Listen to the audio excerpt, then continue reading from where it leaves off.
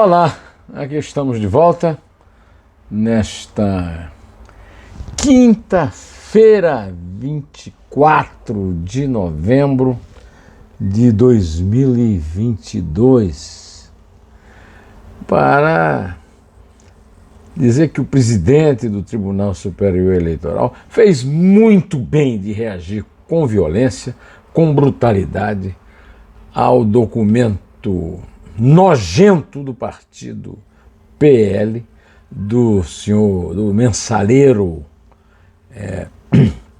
Valdemar Costa Neto, querendo anular apenas o segundo turno da eleição, que o seu candidato perdeu, sem incluir a perda dos votos no primeiro turno, em que o seu partido elegeu a maior bancada da Câmara. Não é uma gracinha?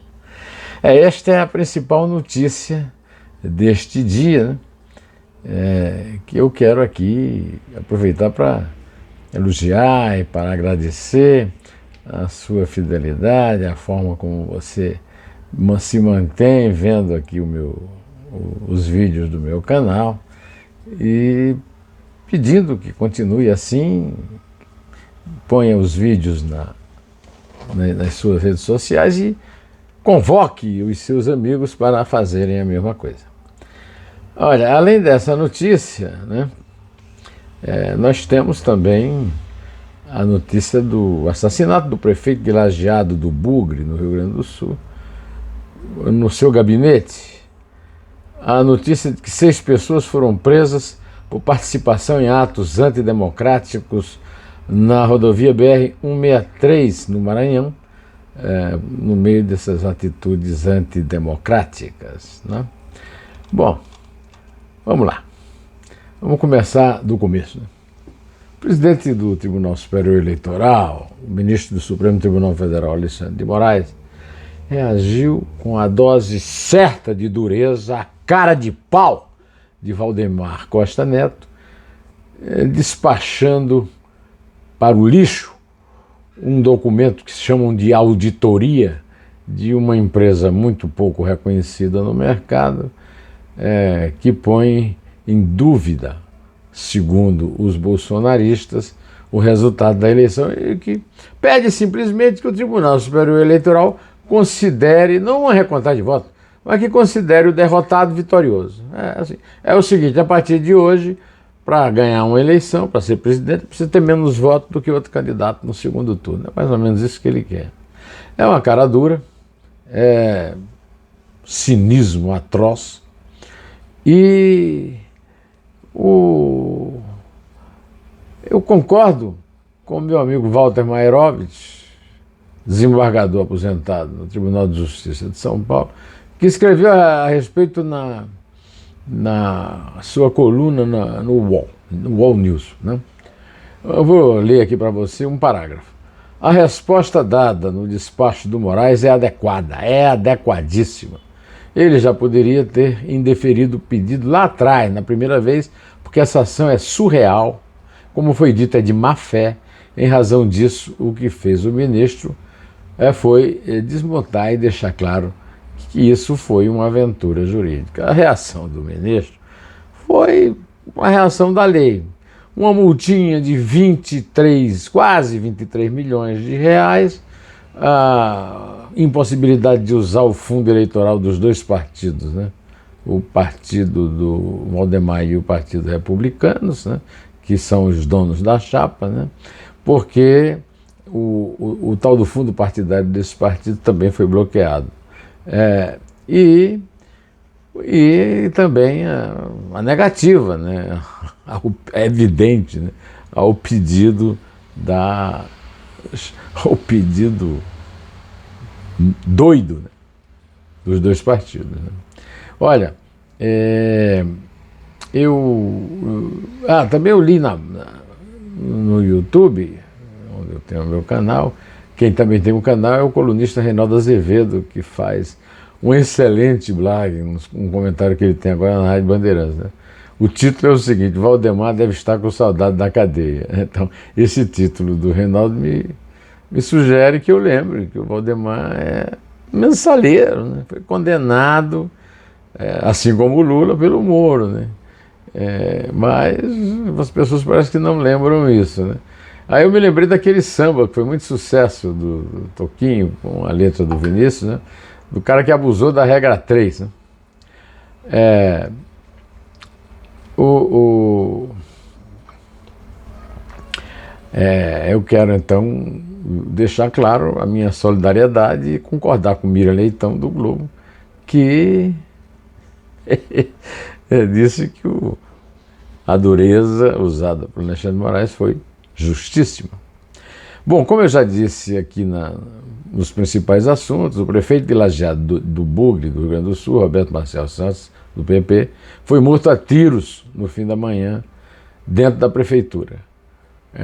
Uma outra pessoa ainda não identificada foi atingida e levada ao hospital. Sempre que eu noticio esse tipo de crime, eu lembro o fato de que nós temos uma venda desbragada de armas graças ao armamentismo que nega sem nenhum apoio legal o Estatuto do Desarmamento e que transforma caçadores, atiradores e colecionadores em verdadeiros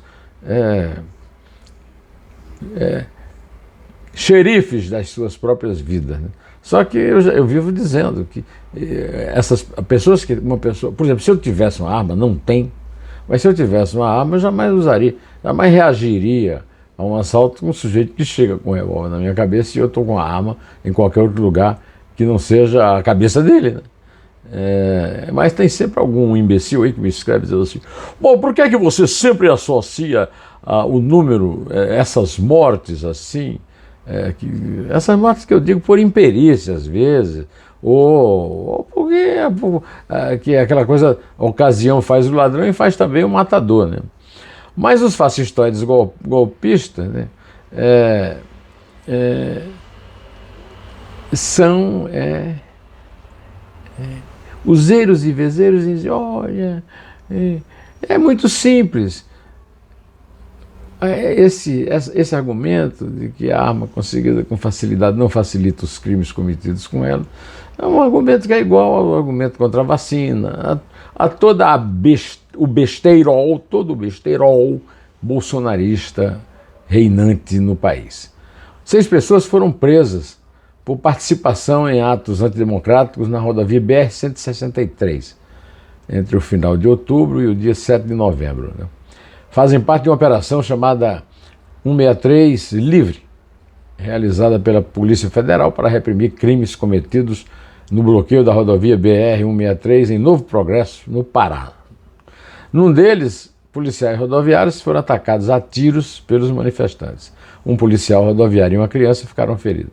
É um absurdo que isso ainda esteja acontecendo em rodovias brasileiras, porque as pessoas dizem que nós estamos numa democracia, que a Polícia Rodoviária Federal tem que policiar e cumprir a lei, e a Polícia Rodoviária Federal não cumpre, o diretor está solto. E agora mesmo, essa semana, o Supremo deu 15 dias para a polícia explicar por que é que ainda há bloqueio nas estradas brasileiras, se a função dela é garantir o direito de ir e vir de cidadãos brasileiros, numa tentativa de golpe que não houve, não há, nem haverá. Aliás, por falar em golpe, o Eduardo Bolsonaro se encontrou com o Donald Trump, ex-presidente dos Estados Unidos, com o ideólogo que o próprio Trump afastou pelo fracasso que foram as suas tentativas de golpe, né? O Steve Bannon, e com Jason Miller, segundo uma reportagem do jornal americano The Washington Post. Segundo o Washington Post, que foi o jornal que fez o famoso caso de Watergate, conforme me encaminha sempre um assinante, que é o meu primo, de brincadeira, Miguel Whittaker Pinto. Trump é o conselheiro de Bolsonaro e família nas tentativas de anular a eleição presidencial num golpe antidemocrático. Olha, eu tenho a alegria, né, a honra de ter lançado agora, esse livro está saindo agora pela editora Ibis Livres, da também poeta, né, Tereza Cristina Roque da Mota, lá do Rio, E o prefaciador deste livro, para honra minha, tem um apresentador, que é o Astir Basílio, e tem o autor da contracapa, que é o acadêmico Antônio Carlos Sequim, grande especialista em João Cabral de Melo Neto e outros grandes poetas. Mas o prefaciador é o Alexei Bueno, que distribuiu num grupo que eu administro, chamado Terceirões, né, nas redes sociais. Né?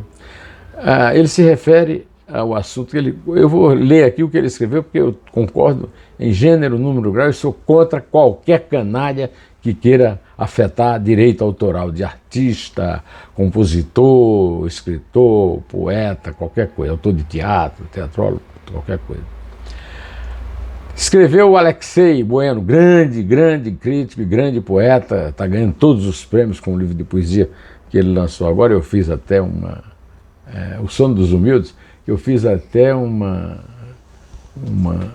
dois dedos de prosa com ele, quando ele ganhou o prêmio desse livro que ele acabou de editar, O Sono dos Humildes, pela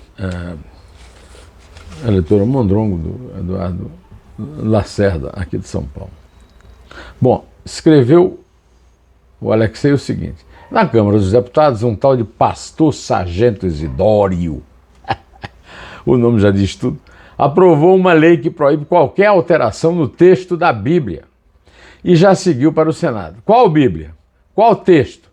O mentecapto deve achar que a Bíblia foi escrita em português, escrita e com a primeira edição cuidadosamente revisada pelo autor, Moisés, Isaías, São João, todos dominando e escrevendo em português. O ilustre parlamentar poderia, no ensejo, proibir também quaisquer alteração nas 1001 noites. O Brasil nos faz passar vergonhas planetárias a cada dia. É uma nova a cada dia. Bom, hoje, como você sabe, eu deixei para gravar esse vídeo depois do jogo. O Brasil estreou com vitória, 2-0 na Copa do Catar. 2 gols do Richarlison, um deles uma beleza, né? Quase uma bicicleta, um voleio belíssimo. Furando um bloqueio muito duro dos sérvios, jogadores altos, mas com pouco futebol, né? Dessa forma, ele se tornou o último centroavante a marcar um gol do Brasil, a marcar um gol na estreia, repetindo o feito do Ronaldo, fenômeno, na Copa em que o Brasil ganhou o pentacampeonato, a Copa de Japão e Coreia, né? No caso, né? Em 2002. Ano, aliás, da primeira eleição presidencial do Lula, em que ele venceu o Zé Serra. Eu vejo também no noticiário um jogador que às vezes eu implico com ele, mas tem que reconhecer que ele é um gênio, mas agora eu preciso reclamar. Neymar foi o jogador que mais sofreu faltas na primeira rodada da Copa. Apanha em silêncio e a arbitragem, como diz o título da notícia no UOL, e a arbitragem da FIFA no Catar é cúmplice dos violentos, como a arbitragem no Brasil, na América Latina, na Europa. Os árbitros de futebol, que são acompliciados pelos comentaristas destes mesmos árbitros nas redes de televisão, são cúmplices dos jogadores que batem. Agora, se um cara faz um gol bonito e comemora, aí, amarelo, amarelo. Então, olha, a FIFA é um lugar de bandido, de ladrão, Catar também não é um lugar que se preze, então quero aqui manifestar minha solidariedade ao Neymar. Eu quero também corrigir erros que eu cometi no comentário de ontem. Eu fiz uma confusão lá qualquer, mas a verdade é que o primeiro jogo, o jogo de estreia da Argentina, ela perdeu para a Arábia Saudita e a Alemanha perdeu para o Japão. Tem muita gente que está me corrigindo isso, eu agradeço muito, boto o coraçãozinho lá, porque realmente eu errei e venho aqui me penitenciar, né? Eu quero também convidar você para o Neumann Entrevista, que está no ar, o Renan Calheiros, travando uma batalha solitária contra o infame orçamento secreto de seu adversário em Alagoas, Arthur Lira. E também o 2 dedos de prosa com a escritora Heloísa Seixas, carioca, prima do gênio baiano Raul Seixas, que descreve, que desperta a emoção de quem assiste o 2 dedos de prosa, contando a sua desventura no caos dos 5 anos iniciais, dos 10 anos em que ela teve que conviver com a mãe com o mal de Alzheimer. Eu vou ficando por aqui e quero aqui dizer que continuo torcendo pelo Neymar, pelo Brasil, e agora também pelo nosso querido Richarlison aqui, que atuação maravilhosa, o craque do jogo, né? E rompendo, aliás, o Cristiano Ronaldo, português, também bateu um recorde. Ele superou Pelé, porque ele é o único jogador de futebol que marcou pelo menos um gol em cada uma das 5 últimas Copas. Parabéns para Portugal, do meu amigo, também é avô do nosso neto aqui, o Pedro, o Vitor, que é torcedor, que é alfacinha, né? Professor, torcedor do Benfica, né? E parabéns, um abraço grande para Portugal, né? E para a querida mãe do Pedro, meu neto, a Patrícia, né? A mãe dela, todo mundo, a família, a irmã e tal. Bom, eu vou ficando por aqui, direto ao assunto. Quero convidar você também para assistir hoje, no canal do YouTube, não no meu, mas no YouTube, a entrega dos prêmios do excelente prêmio Jabuti, né, da Associação dos Livros, que eu tenho 2 amigos que concorrem, né? A Exilda Mello, paraibana, professora de Direito e de História, colega da Isabel, minha mulher, e também meu querido amigo Walter Faganielli Maerovitch. Eu estou com uma entrevista marcada com o Walter, exatamente para a gente discutir o assunto que eu citei aqui nesse vídeo, a respeito da coragem do Alexandre de Moraes. Bom, já conversei demais, né? Vou ficando por aqui. Até direto ao assunto.